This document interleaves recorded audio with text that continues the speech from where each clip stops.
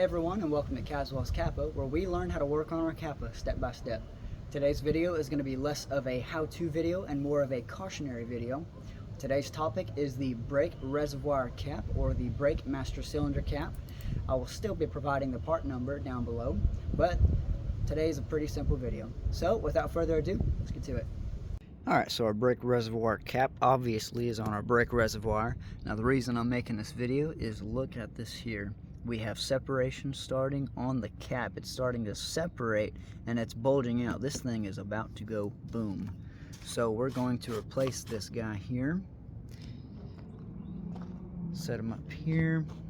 So as we can see, we have our aftermarket new one. This is not OEM, and then we have our OEM cap, completely different. This one says .3, this one says .4. You can use .4 in this vehicle as well if y'all didn't know. So easy fix, just take the new one, pop it on there. It's kind of a no-brainer video, but hey. So that one's on there. I'm not gonna have to worry about the cap exploding. Now, why would this happen in the first place? Why would we get separation on the cap? Well, most individuals don't know that the clutch system also uses the brake fluid, so that added in with the brake system, that's twice as much pressure on the cap. Now I'm not sure what this cap is rated for, but after 15 years I'm sure it's had its fair share of pressure. So that's how you're going to replace that.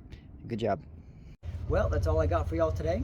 Thanks for checking out the video. I hope it helped y'all out and that you learned something new, and I will see y'all next time. Till then.